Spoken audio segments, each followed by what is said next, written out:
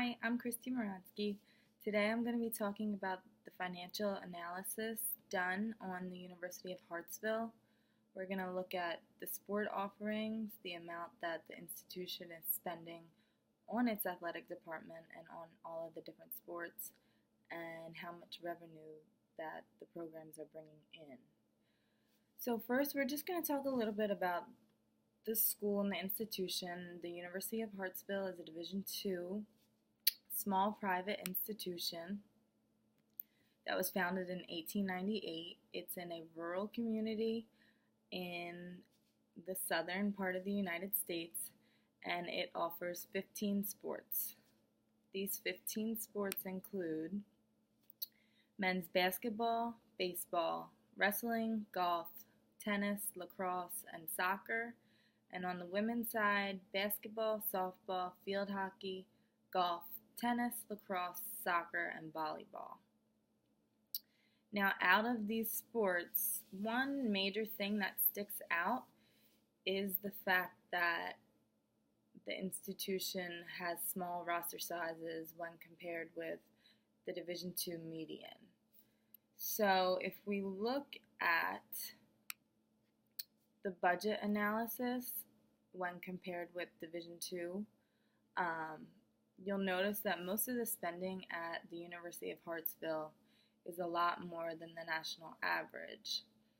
For example, the grant and aid spending comes out to be about $4,400,000 between men and women, and the total for the median in Division II for schools without football is around $2 million total. So this is about double what the institutions are averaging. This is something that is astounding because the roster sizes are small. Since there are a lot of scholarships being offered, it would make more sense to have larger roster sizes and split up this money and be able to bring in a little bit more revenue. However, the university is not doing this. If we look at salaries and benefits, coaches at Hartsville are above the national average. Team travel is actually below the national average. This is one of the areas that is below. Recruiting is above, equipment is above, fundraising is below, officials and security is above, medical is above, memberships is above, and all other costs as well.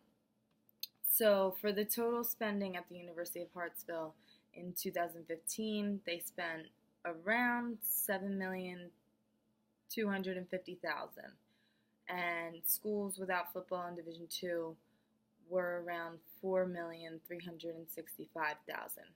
So as you can see, this is a very big gap, and the fact that the revenue from the University of Hartsville is mainly coming through that institutional support is something that needs to be looked at, because within the 5-year plan for the university, they plan to cut that direct institutional support by at least 15%. So in order to understand this, we're going to look at each sport and see what can be done, possibly if different sports need to be cut, if different sports needed to be added, just some different ways that the university can benefit.